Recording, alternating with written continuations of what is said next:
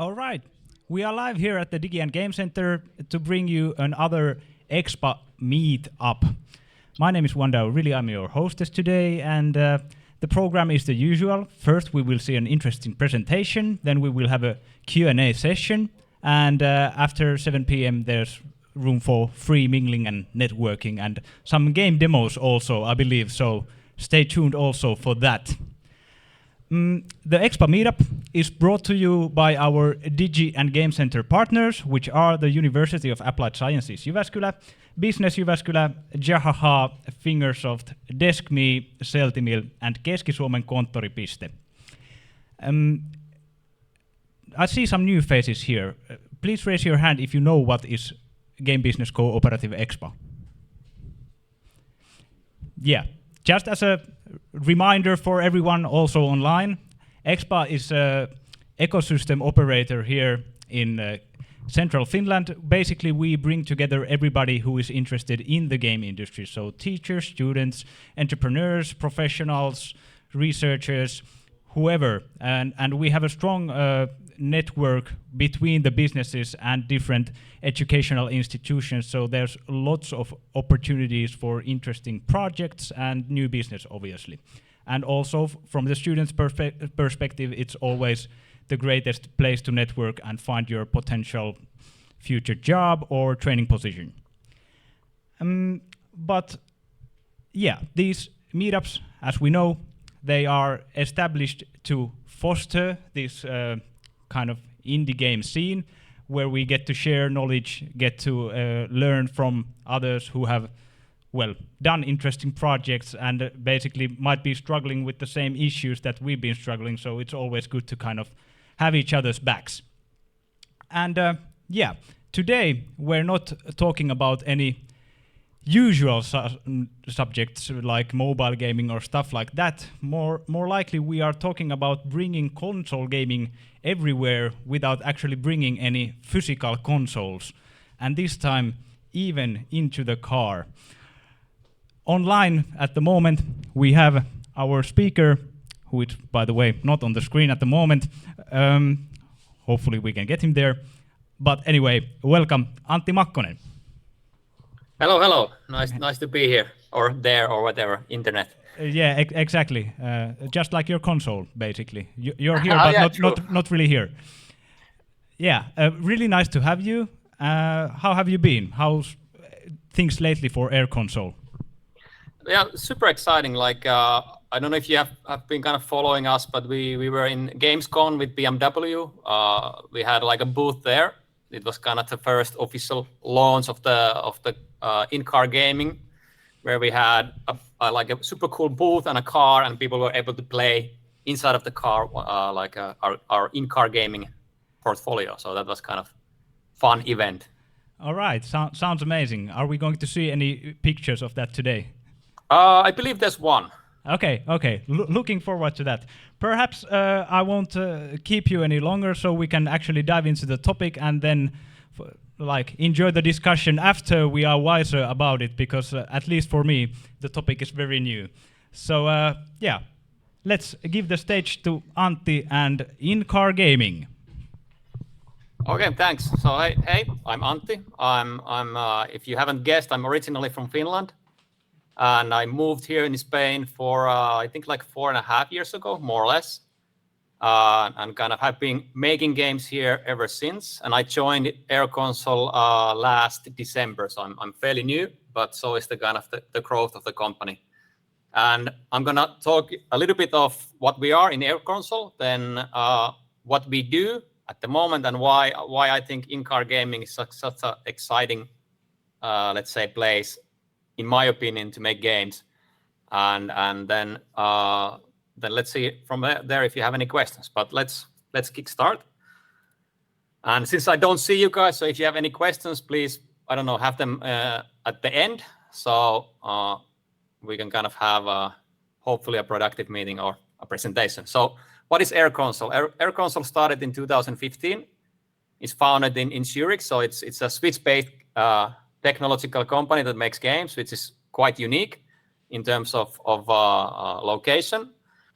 And back in the day, the company was kind of founded around like to solve a problem like how do you play multiplayer games on a TV screen where you don't have a controller or a smart TV. Like most of us have consoles. We are kind of gaming professionals. We like games, so we have plenty of those. But if you're like a normal player or normal human being, you might not have a console, and for sure you don't have 8 controllers. So if you have a gaming night at your home, this was kind of the one way to kind of fulfill that need. And we started launching first on webs on 2016, and then we transitioned also to Google TVs and smart TVs inside of the living rooms. And what is our kind of solution, which kind of, for me, it's super cool. We have the ability to turn almost any smart screen into a TV or in a gaming console. And we're using basically smartphones like these ones as a gaming controller. So you don't need to have specialized equipment. You just download the app or even play on the web browser. And then based on each of those games, the control is adapted to the game, or actually designed to kind of fulfill the game. And the benefits of that is actually surprisingly that it's super accessible and super kind of casual. So we even have like racing games where there's like an arrow to the right and it says turn right, and there's an arrow to the left and it says turn left, which is kind of for the audience that we are aiming for on TVs and on living rooms, is like super casual. They have almost no gaming experience at all. So every help that we can provide them, it kind of makes the gaming experience better for them. And I was kind of a little bit skeptical how well this can work, because the connection between the TV and the mobile phone can feel a little bit gimmicky, but actually it works super well because we don't stream the game on the servers. We actually download the game to the local smart screen and we run the game locally. So the latency between what you see and when you're pressing those buttons is way better than on any streaming service I've played with. So that's kind of a nice benefit to have. And then let's talk about in-car gaming, because this is when I always get goosebumps when kind of turning into these slides, because this is the kind of the exciting future ahead of us. So the in-car gaming, it's already here. So it's not something that is like a future tech or something kind of not available. It's like Tesla has been doing these kind of things in 2018 already. And they're working on full stream integration. To my understanding, that's a streaming service. Then Mercedes has already integrated a couple of like small selection of games that you can play there. And NVIDIA is partnering up with Hyundai and whatnot. So there's already like the car manufacturers are moving into this front. And they're kind of exploring what kind of gaming services will kind of benefit both those guys. And the why we are interesting for the game makers and game enthusiasts and car manufacturers is actually we have solved a couple of problems that for example Mercedes hasn't been able to solve yet, and one of them is touchscreen. So on a normal car, you have like the central console there, and you play the game by touching on the screen.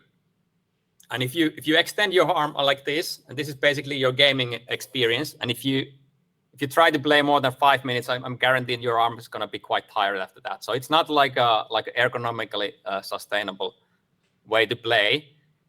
And for the let's say the Steam integration part, like I believe that the person who wants to play Steam games has a console and is going to be extremely happy with the service. They're going to have tremendously good time. They're going to play Witcher 3 or whatever on those systems, and they're going to enjoy the car rides to the max. I have zero doubts on that.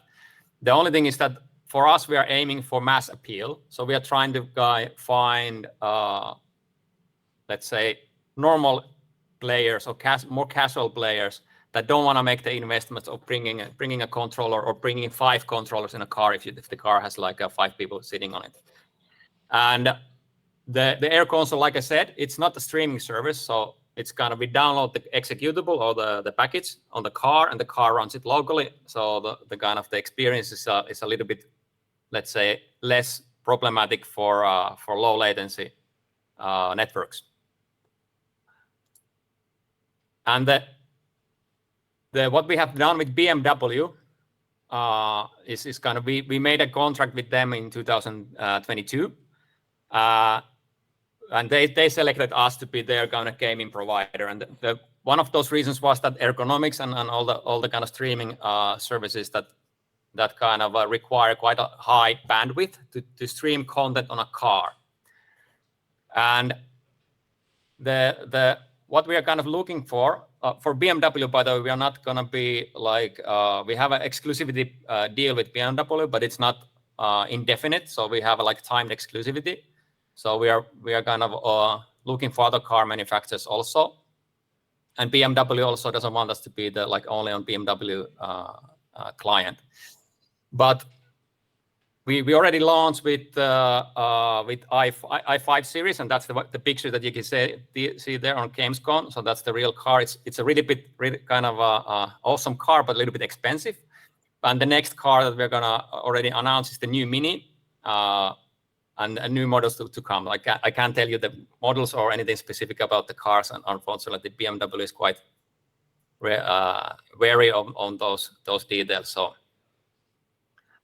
So that we were on already kind of planning to kind of start filling up the car space, something that it's specifically designed for cars. So not just having any game to be able to run on a car, but having like the car as a space to really take it into account.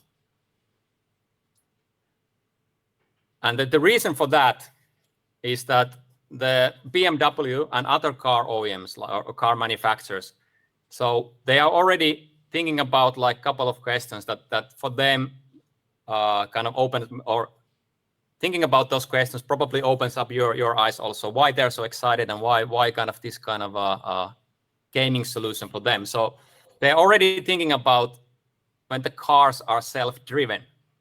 So how do you sell a car when, like, for hundreds of years, well, 100 years more or less, they have been selling cars for the feeling of driving, or the engine power, and that you're in the control and you're kind of driving those vehicles. But suddenly, maybe not tomorrow, or maybe not in a year, but there's a time in history, or in future history, that the cars will most likely, all of them will be able to self-driven or drive. And then what do you sell? Like, how do you take the journey from A to B? Like, there's a huge amount of free time or time available that is kind of open up to a new audience or new space. The car manufacturers already think about this as a second living room. That's how they call it, more or less. And for them, gaming is a huge kind of industry that they haven't been serving for their passengers or drivers yet, just because like the emphasis has been more on the driving or more on the audio and that kind of stuff. But the future is here, or they're already thinking about future, so they will kind of start exploring and kind of making games that are designed for that space. So we have like Who Wants to Be a Millionaire there as a kind of example. So you have, let's imagine you have like a game that is fully immersive, and it means like all the lights in the car are synchronized with the gameplay. There's an audio that is fully surround, that you can rely that it's on there, because like on the living rooms, most of the people, they don't have Dolby systems. They or if they do, they're not able to use it as a high volume as you can in your own car. And it's kind of surprising when you go into one of those cars and you start playing there.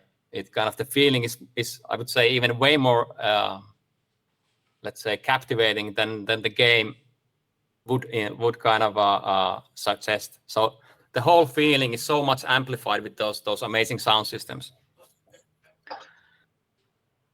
And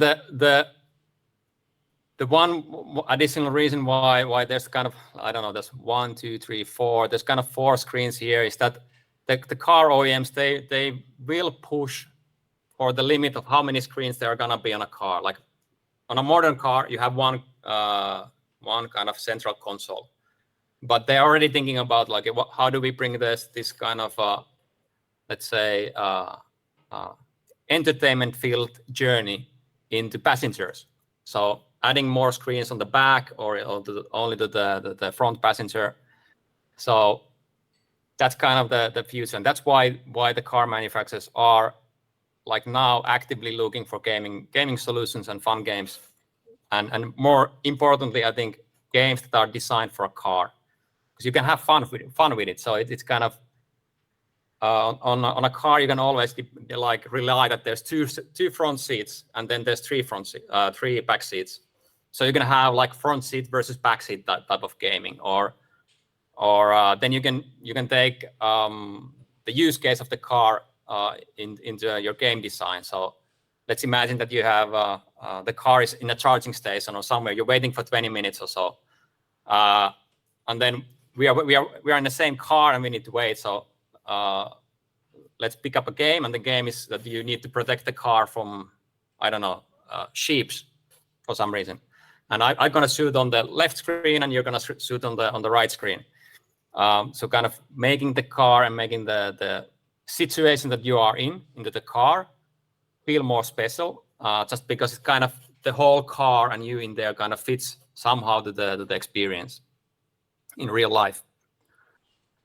And a little bit kind of how the car manufacturers are moving along on this kind of journey. So from now where we are into self-driven cars, all of them are more or less going through 3 or 4 stages, and all of them are in some places of these kind of stages. For example, Mercedes is somewhere between phase 2 and phase 3. They have kind of certified their car to be fully self-driven on Germany, and I believe it was on California, where in certain areas and certain speeds, the driver and the passenger, they can play a game together on the central console while the car is taking care of the driving. But more or less, like it starts with the phase 1. So the car, you can only play when the car is parked or charging or it's not moving practically. And then the second stage will be that the passengers are able to play. So I have to focus on the car and driving, but my wife or my kids, they can play on the passenger seat. And then the third stage is that the car is basically taking care of all the driving, and we can kind of play the game. And in all of these solutions, which is kind of a unique thing on in-car gaming systems, is that the car will prevent you playing if the car sees that this is not safe anymore. So if it sees that, okay, the road is something that I cannot navigate safely, or if my wife is playing and I keep looking there and not paying attention to the traffic, then the screen will dim out or even go to pause. And in phase 1, it's obvious, like once the car starts moving, the game needs to go to pausing. So it's kind of a little bit like a mobile phone, get ready to be canceled at any time or paused at any time, and then coming back. It's kind of a mix of that, with the difference that the player is not in control of that, but the car is. So it's kind of one kind of unique, fun little point there. And then kind of in where we are in terms of Airconsole, and why I'm talking with you guys here is that we have, like, again, 3 stages more or less. So we have the first stage where we kind of define the space, and we're kind of taking games into the in-car systems and kind of exposing those games, and then learning a little bit what works and what kind of doesn't work. And then on the what we hope to start, like in the beginning of next year, actually analyze and design games specifically designed for cars. So having like unique ideas and unique IPs and unique game mechanics or something that would kind of excite our player base or future player base. And then the third step would be then optimize. So basically learning together with you guys or selected partners, like what kind of game types will work, what kind of new ideas will stick in, and because I've been making games enough in my career, so I know that the first game you make in a new market probably won't be a hit. So it might be the second one or the third one. So that's why we're kind of looking for, rather than one game and then we're out, more like strategic partnerships. So starting with game studios to actually bounce back ideas, making smaller games, making kind of exploration on game mechanics and how to make the in-car CTU feel kind of more powerful than it should be when making games like designed for cars, and then kind of optimizing that experience together. So of course the timeline goes beyond 2025. I don't believe there's going to be a world end or anything dramatic like that, but it's 2025 is a date.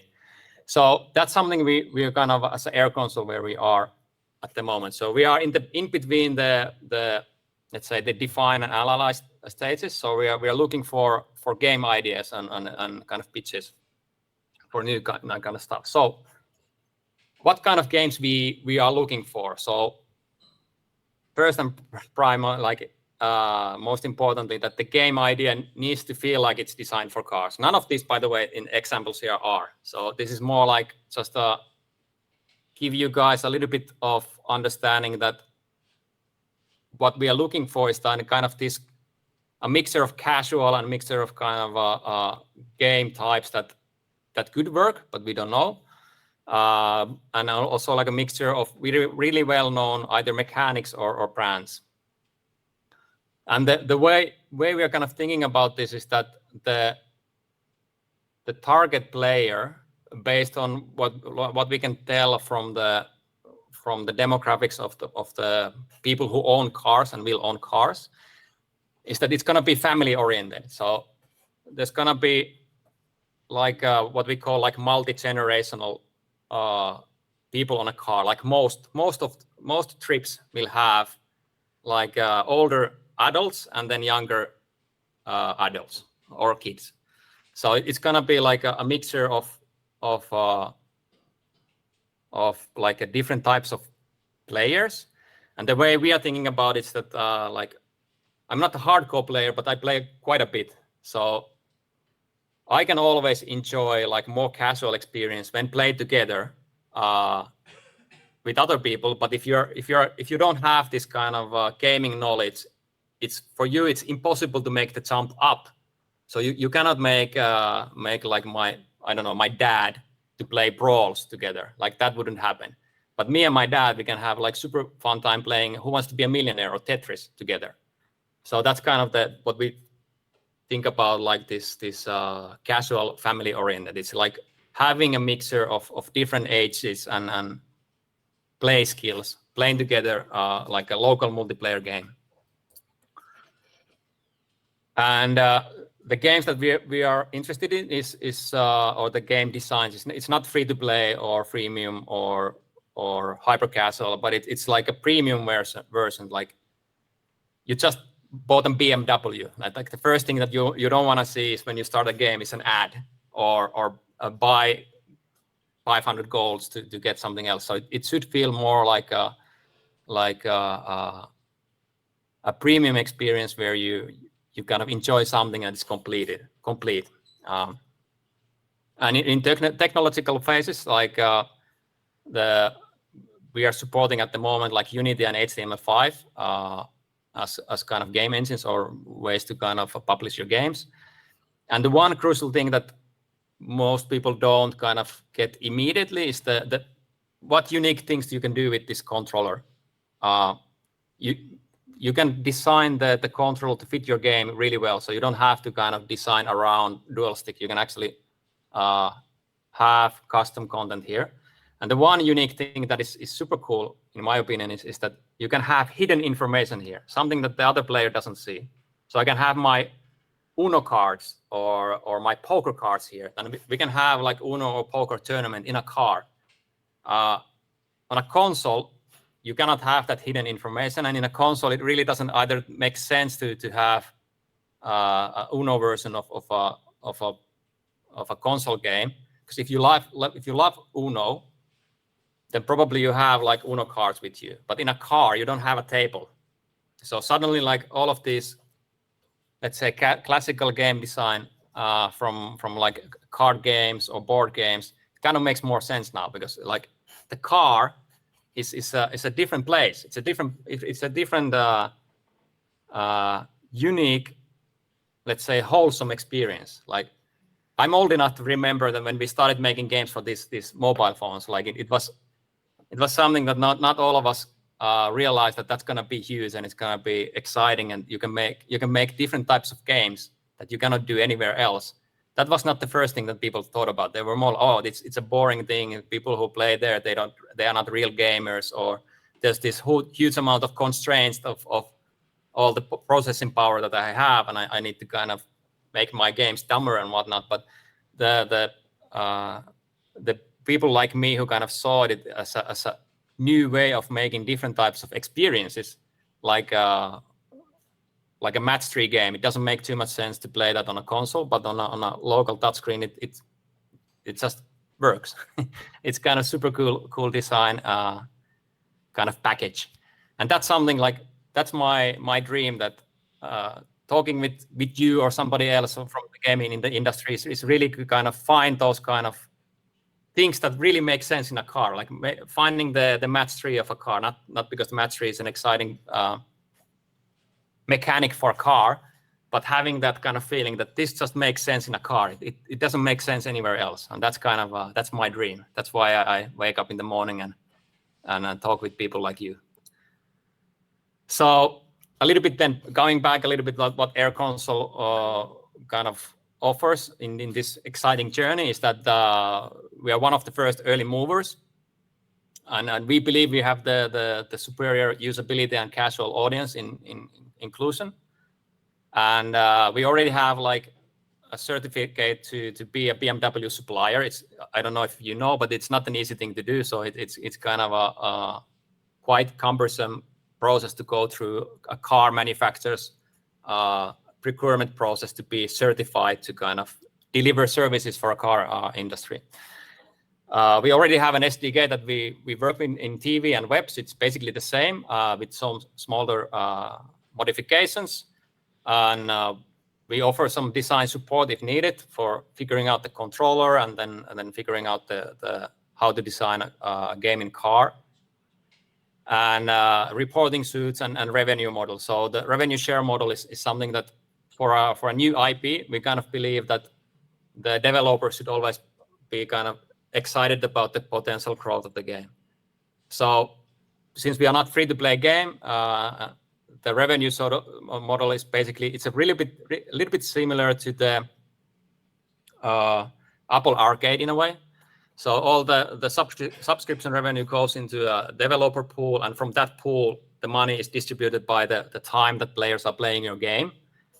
But I think that the really key difference here is that we are not looking to make an app store where you have hundreds or thousands of games, because we believe that we don't want to recreate the same moment that you have when you open a Netflix, because it's going to take you 15 to 20 minutes to decide which series you're going to try out next. And with the average driving length being like 20 minutes to 30 minutes and average waiting time being like 20 minutes, if you spend 15 minutes already like selecting what you want to try out next, we already lost. So we want to have the players to come to the to our shop, see all the games there. Hey, that looks cool. I understand how to play that, and then click it, have fun, and then kind of enjoy the ride in a way. And then some articles if you're really into it. I haven't updated this lately, so there might be some news that that kind of escaped my kind of research. But that's more or less that's why I think Airconsole is exciting company and cool technology, and this is why I also think that making cars or designing games in a car is super exciting. Like it's for me, yeah. Again, goosebumps. Sorry about that, but it's for me personally super exciting time to be making games for people. So that's it. Now, if you have any questions, please. Please shoot. I do hope you can hear the applause. No, but I will imagine them. Oh dear. Okay, I will do my best to be the interpreter between you and the audience here, and to get the most out of this Q&A session. I believe we have the catch box also set up there. Can we? Yeah, just one moment, and before we have it available, perhaps I just start with the general question, because like you said, the future is here. And it's sometimes hard to grasp. For example, today when I arrived to the DGN Game Center with my 2005 Volkswagen Golf, that future might be here, but I'm not, or I don't know. So please elaborate a little bit on the market size right now, and what is the future expectations? What are we looking for in a few years? Yeah, so in a few years, a lot of car manufacturers are already turning electric, and that kind of transformation has kind of digital impact in mind. So I don't know how many, I can't reveal you the sales numbers, but the transformation is gonna be quite huge. And the thing that actually for me is quite interesting is that when you think about the average age when a person buys a car or buys a new car, it's actually super high. So it's like older than me, more or less, at least in the case of BMW. And then the second owner of the car will be a person who is roughly at my age or younger, but with kids. So it's kind of, with the consoles, I've seen the mobile phone, I've kind of witnessed the average age of player going up. But in a car, what I believe, it's going to be actually the opposite. So we're going to start with the old players, and we're going to go younger, which is kind of it's a thing. It's a thing that you as a game maker, you need to internalize and kind of design the game around that.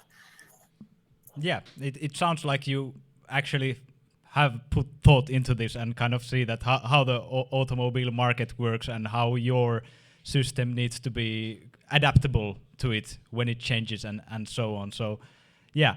So that's one of the reasons also why we believe in partnerships rather than buying a game, because like we see that game idea might need to be adapted or abandoned or retuned or whatever once the kind of the audience changes. And this is something when I was working sorry for the obvious, but when I was working for the free-to-play products on the puzzle side, that's something that you needed to adapt all the time, like the balance of the game and make it like a live operational.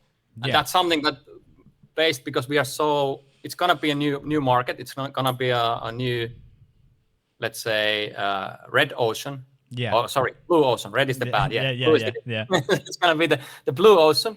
So there's gonna be like time when to kind of grasp that knowledge and grasp that kind of know-how that very little game companies and very little kind of publishing houses even have today. So we're one of the first ones. Yeah. Congratulations, by the way, on your BMW contract. It sounds really, really awesome. And no, I don't have a test car, so they didn't send me one. Too bad. But yeah, just for the audience here, while we're waiting for the catch box, if it turns out to be working, you can already raise your hand. I will pass the questions through the mic over here. And also, everyone viewing online or even here, you can also write your questions down to the Twitch chat. That's the reason I'm holding my phone. I'm not bored and browsing, but I'm actually like multitasking. But yeah, we already have some questions from the audience, so. Yeah. Thanks for the great presentation. You pretty much answered all of my questions while I had them, so I don't really have that many. But so can I expect, if I'm like interested and we have a super great game idea, that we can run a studio in a partnership with you at 2025, or how? When is the spot that a studio that would commit to this kind of thing would be able to support itself? So just making sure that everybody in the stream heard that. So basically, when is in-car gaming coming relevant to developers who want to create games for this platform? Oh yeah, so what we are looking for now is to kickstart a new game development with selected partners in the beginning of next year, and depending on the game idea, we will kind of fund it to some extent.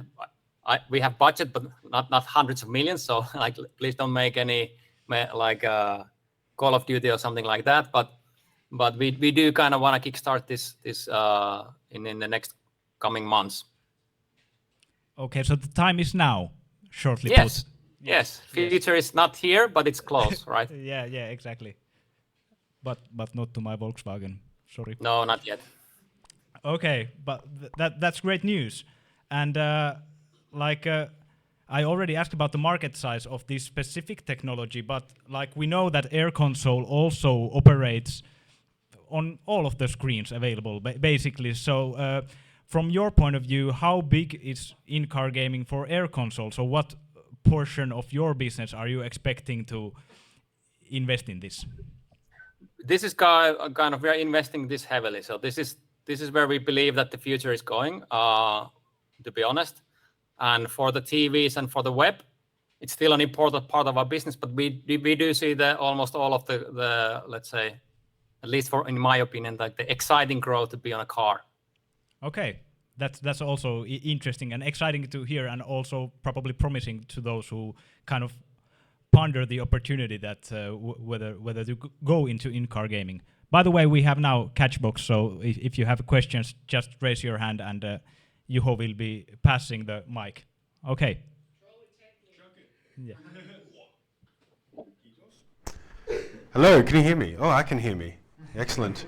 Hi, I'm Daniel. I'm a student, and I'm studying.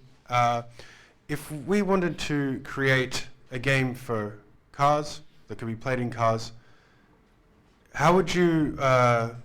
What would be the best way to approach? Should we create a prototype and then contact you, or are there specific channels we have to go through to pitch our game or our idea, and how would you assess its viability? The kind of my recommendation is to find like office seats or something and put them 2 on the front and 3 on the back.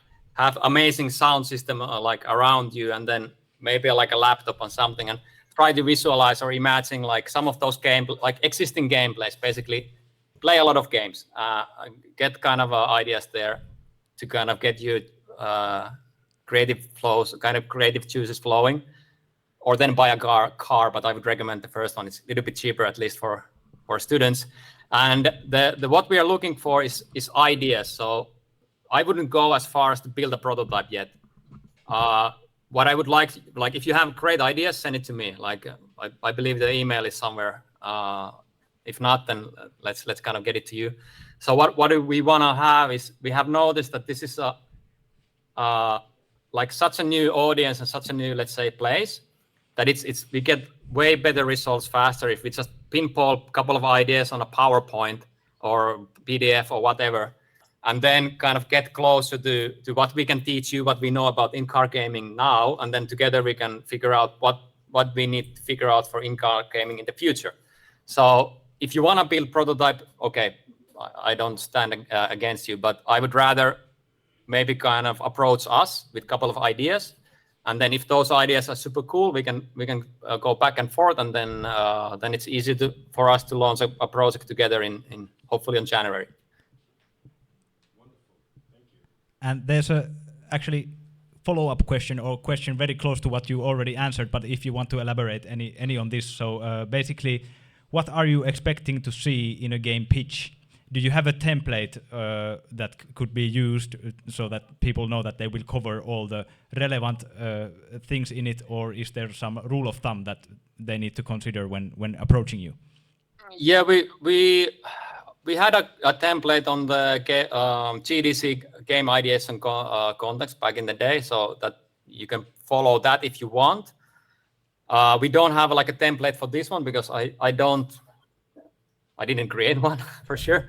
And the only thing that we wanna, like, what do we wanna see in the short presentation of your idea? Like, don't go too deep, because like the deeper you go, the more attached you get to your ideas, and then less creative you are, the least amount of love and care you put on your initial idea, and then go back and forth, the easier it is.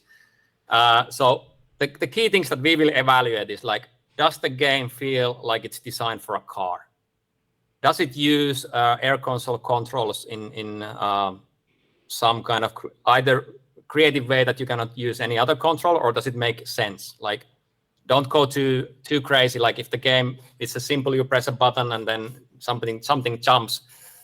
Keep it simple. Like no need to create it too complicated. But those are the two things. So does it feel like it's designed for a car, and how well we can imagine that it could be played with Airconsole? So I think again I'm a big believer of playing reference games. So going to airconsole.com, trying out the games there.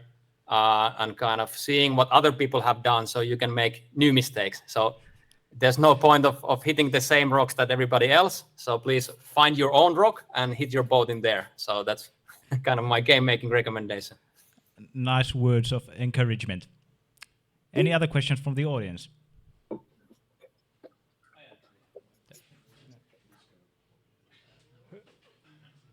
Okay, great. I think it's working. So I like the idea of playing in the car, but have you had talks with BMW or other companies about actually gamifying the act of driving?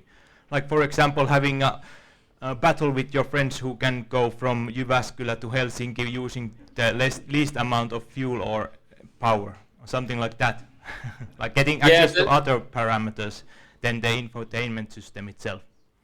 Yeah, so there are like different car manufacturers are treating this a little bit differently. For example, in Tesla, you can already play. I think it was a karting race that you can play with the driving wheel while the car is parked, and use the pedals to drive. The issue there was that the car manufacturers don't want to, for example, disconnect the steering of the wheel. So whenever you were turning the actual wheels of the car. So you can imagine, like if you play that game for 20 minutes, 30 minutes, how your tires will look like in a parking lot. So, and the other one is that car manufacturers, they do want to make this safe. So they do want to kind of, and I do too. Like we are supposed to make fun and entertainment and joy and not kill people on traffic. So that the access to, let's say, the sensory data of the car is gonna be limited. So there's gonna be like some sort of stuff that you're able to share, and some car manufacturers will they have their own kind of levels which they feel comfortable for. So gamifying the driving experience is something I don't believe it's gonna be like a mass market thing. There's two reasons. Like one is that car manufacturers don't want it, and then the other one is that most of your drives are going to be basically the same drive. So like you're going to go with your Volkswagen to Yamaha events or whatever, and then go back or wherever you work. So it's going to be the same drive. So it's not going to be able to offer you too exciting moments. There's one exception for that is Pokemon Go, and I don't believe there's going to be too many Pokemon Go's for cars. So I don't think there's going to be like a use case of, hey, let's drive somewhere to try to optimize the car, because it kind of defies the purpose. You're doing a different route. But one thing that the car manufacturers do believe in, and that's something that I've seen in every console, everywhere you play, I've seen the same trend. Having a multiplayer experiences enhance the gameplay, and I've seen that in puzzle games when we added like a multiplayer elements to like passing levels on a match tree, the engagement went up. So people love to share their experience and have fun. So, and the next term that I'm going to use is what we call like car versus car. So it doesn't mean driving, but it means that audience in a car could have like a versus match with another car. So like a trivia or a shooting game or a jumping game, like who jumps the faster, and then it's kind of car passengers or car drivers competing against each other, or BMW versus Audi or something like that. So those kind of experience, I do believe, are gonna be a huge thing, and those are gonna be exciting for the players, but not the kind of the gamifying the car, but maybe more like or driving, but gamifying the act of being in a car. Yeah, so shooting zombies who are chasing you or stuff like that. Potentially, yeah. So like, although I'm not sure if drive-by shooting is something that we wanna kind of, even zombies. Just planting seeds here. No, Yeah. But it could be. It could be. Yeah. Awesome to hear. And I would like to turn back to the developer's point of view because, well, we have a lot of developers here today. So you covered actually quite many points already, but one question I had was about the custom controller. So basically, what opportunities and requirements does that bring to your developer partner? What do they need to master and consider when developing a game with a custom controller?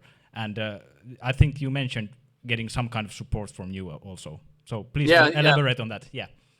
So we have seen developers make, I think there's like around 200 games already in Airconsole. So we have seen a lot, and we have seen kind of what works, and we have seen the data when players are interacting with that.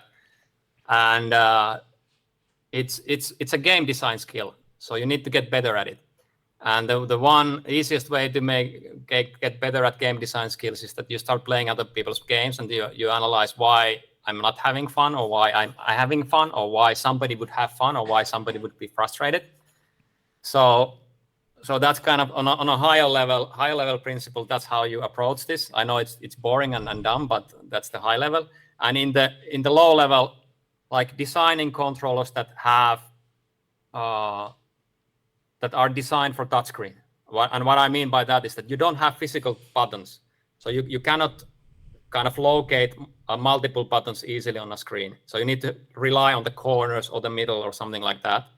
And having like dual sticks, for at least for our audience, in the like dual stick controllers in our audience haven't been working in the past. I don't know if I just haven't met the genius to design it, or is there's an audience limitation, or there's a technical limitation, but that hasn't worked in the past too well. So for example, Archero would be great, but then having like a dual stick shooter where you shoot and move and aim at the same time probably won't work statistically. Right. And what else?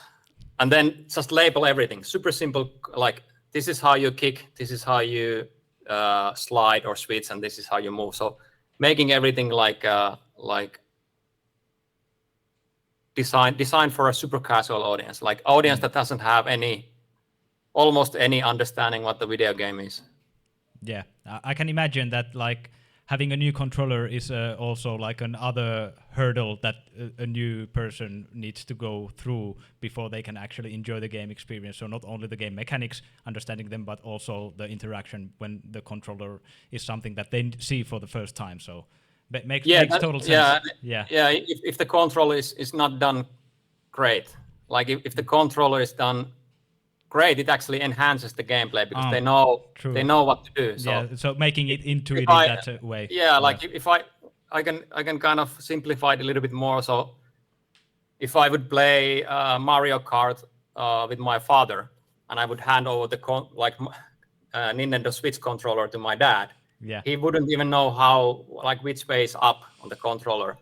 But with the Airconsole, you can have turn left and turn right, and the car is auto accelerating. So you just kind of, before the race starts, you read it, left, right, okay, and then it can start. So it's either if the design of the controller is as good as the game design, or let's put it other way around, your game is always as poor as your weakest link of the game.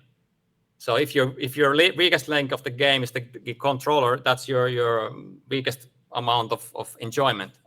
Same goes with economy and free to play and whatever. But it's like the weakest link is the one that will kill your game. Very well put. Now I believe we have a question from the audience. Yes. I guess this works. Can we get audio? Should be. Should be audio? Yeah. Okay, now there's audio.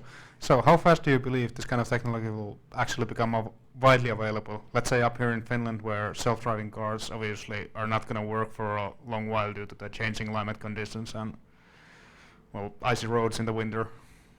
At least a while back when I made games in Finland, I never made games for Finland. Like, unfortunately, there's not enough of us to be in an exciting market. Yeah, but the speed of change, I think that's what you're talking about. The speed of change and how fast this will scale. Yeah, so it's scaling again. It's different than a console launch. Like in console launch, let's say Sony produces like as many consoles as they can, put them on storage, and then start selling them. Usually not enough, but still they make a lot of them. With cars, it's slower pace, but it picks up. So they will start producing those cars, but they don't produce them on storage and wait to be sold. So they gradually sell them. The one thing that we do realize that in this ramp up phase, the value is not as high for the game makers to start. So that's why we have like a guaranteed pool. This is similar what the I think it was, I want to say Netflix or Apple did back in the day, but my mind is now too twisted to say who it was. But having like a guaranteed pool of revenue for all of the developers to make sure that while the car amount of cars is picking up, the kind of the business is there already to kind of smoothen the ride and make it more exciting. Yeah, well put. Thank you. And yeah, we have a few more questions, at least from the audience side, so I will just be quiet. Okay, testing. Seems to work. Have you noticed any differences in the themes and interests of the people compared to, for example, the mobile market? Oh yeah. And I think it's mostly because of the let's say the audience. Again, it's way older than on a mobile, like on an average mobile phone, even a casual game. So the things that maybe it's easier to talk about like brands than actual game mechanics. So the brands that we have seen catch like a lot of interest. We don't have those games, but like a lot of interest on those ones is like games like Pac-Man or Tetris or Who Wants to Be a Millionaire is a good example because it's a brand that is not so well known as a gaming brand, but on a TV it has like high recognizability. And when I hear like Who Wants to Be a Millionaire, I can already imagine how to play it. Like I've seen it played so many times on TV. I can imagine myself playing. I can imagine somehow how my kind of co-passengers are gonna be playing that one, and I can already hear the sound like.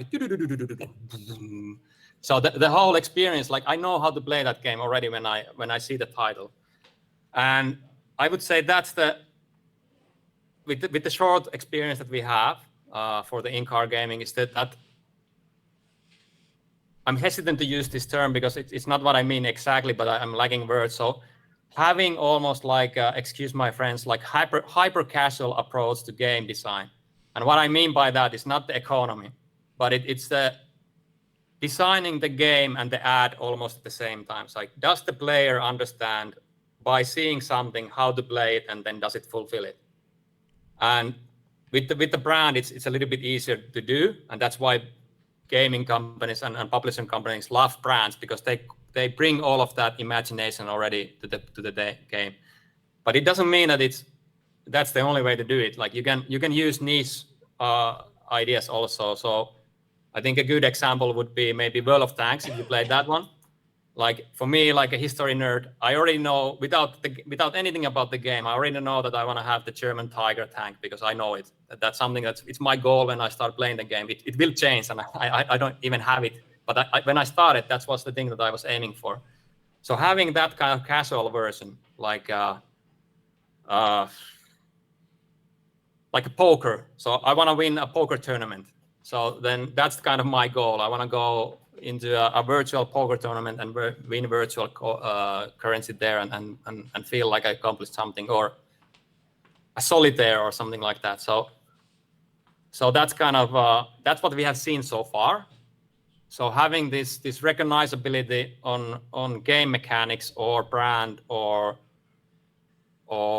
the thing that you do, like a chess or something, that's incredibly kind of useful. And the thing that what I feel it's gonna be super interesting is to find this kind of Venn diagram of having things that are designed for a car and having this recognizability somehow meet in the middle and make this beautiful, perfect game that I'm hoping to be one of the first ones to ever play on a test build that will have bugs and it will crash and whatever, but it's gonna feel awesome because we know it's designed for that moment, that space and that time. So yeah. We have like at least a couple of more questions, so let's try to keep it tight. But yeah, please go. Yeah. Yeah. About going forward, will there be any analytics possibilities? Because I suppose we cannot use any Unity analytics or anything similar inside the car. So can we have some analytics data from your side? Or yeah. So it's gonna be on our kind of solution that you can check how your game is performing. Like how else would you learn, right? So we need to be able to share that data for you guys. Okay, that was sweet and simple. And then another question. Yeah, my question is about the hardware, so the car. So what things in the car can we use? For example, can we use the AC to make the, I don't know, we make a snowboarding game, so we make cold winds in the car. And because the car is moving, like there is, it's moving, we can see the different landscapes. So is there, well, this is maybe more like when the car will start to adapt to our needs. It's maybe more in the future. Is there AR possibilities coming in the future? Have you had this kind of stuff? Can you talk about them? These kind of things. I can talk about in a let's say in a general term. So what the car manufacturers are kind of thinking about is again, this is kind of like a lot of the brands that we have been talking to have the same goal of creating like immersive entertainment experiences, and that also includes like gaming. And what they wanna have is, for example, I think, well, let's go back to Who Wants to Be a Millionaire because the sound effect is so cool. So having like if you imagine being on a car and the car lights would actually kind of match the gaming experiences. And all of those car manufacturers, they will have their specific kind of steps, how they progress and where the readiness of that. But what we kind of serve is from Airconsole side is we have like abstraction layer, so you can kind of expose those to be part of your gameplay. What I can say is that air conditioning has been part of those discussions. I will not say which brands and is it going to be a reality, but it's something that they are actually now thinking about what should they expose to game makers to make really good games in the future. And that's so we are making like demos and proof of concepts actively with those together with BMW and others to kind of find the limits and find the like what are the possibilities. So the future is not in the was it Volkswagen, but it's somewhere in the future. For the VR, or I think you mentioned AR by the way. So yeah, for the AR, I don't know. Like it might be. VR, I don't think so because it's gonna. If people are vomiting now, they're gonna vomit on a car quite a bit when that hits. So that's kind of. But it's my personal judgment rather than a fact at this point. Thanks for elaborating. Then we have one last audience question. So yeah, please. Okay, thank you. My question is also a little bit related to the hardware because you mentioned multiplayer experience and you also mentioned in your presentation that the car companies are creating more screens in the car. So my question is that for the time being, the games that you are looking for, how many screens will they be using? For example, are they using the main screen and everybody look at the same screen, or do you expect that we have different screens showing different things that players can have better gaming experience? I think that the multiple screens will be, but that's a little bit more in the future. So I would rather, like for the projects that we will start early next year, they're gonna be like a single screen experiences, unless something changes and it's gaming, so something can change. But that's kind of the hardware side where we are focusing on. Okay, that's really good to know. I hope that people here get a solid idea what are the requirements for this type of game development if you would start right now. And there was one more follow-up question in the chat that I believe is also valuable, because you mentioned these like well-known brands and existing IPs and so on. Is it like reasonable for a game developer to pitch you an idea based on an existing brand or IP, even if they don't have the IP yet, just to kind of show you how it would really work in the car and why it would be special in that setup? So can you then help with the IP stuff and everything that comes after? Yeah, so like in terms of if the IP is the key thing why the game is great, then send us the idea. I mean, we have gaming professionals and industry professionals in our network, so maybe we can even reach out and make a deal to happen. So it's not unheard of. What I think will happen, and the brands, I use them because I wanna kind of like if you make a game in Steam, you need to pop out somehow. You need to kind of stand out, and standing out there is not that you go for the IPs and you go for the brands, because you're gonna be killed. Like that's not gonna happen. But on a Steam, you wanna do something that you can bring you can create your own audience around it. And on a mobile, you wanna bring a game mechanics that is so simple that when you see it, it's something, okay, I wanna try it out. So what I want to avoid is that you guys kind of start thinking about too complex ideas, to like games that would stand out in Steam or even in consoles for being like indie games, but actually going more, God forbid, on the mobile side and more on the casual side, where you need to think about like how the player will imagine playing this. Like they will not accept that this is a game with this, like this game meets this game, and then something magical will happen. They don't even understand which is this game or that game, so they don't make the connection what magic will happen. So the magic needs to be self-contained, and usually the game mechanics should be the containing part. So it should be something that's so drop dead simple that I can kind of show a picture or a movie, like a short movie, and this is how it's gonna be played. So if you have a brand, don't be hesitated to use it. If it elevates your gameplay or makes the whole pitch more understandable, we can start the discussion and then see where that leads. So don't be afraid. I think good ideas can survive even without the brand. Yeah, and that was a very practical answer again, because like I see a lot of like real thinking going on behind people's eyes here, that how good is this opportunity and what do they need to consider. So yeah, thanks for taking down the hurdles regarding that. No worries. Yeah, and unfortunately we're already over time, so we cannot take any more questions. But just as a last thing, you mentioned that you had your contact information in the slides, and we can of course like put them up somewhere, but can you also from your side, what is the best way for aspiring developers to reach you and Airconsole?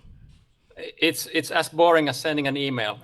So yeah, that's kind of my workflow is kind of designed for that. So it's Antti@ndream.com or Antti@airconsole.com. So send me an email. It should reach out to me.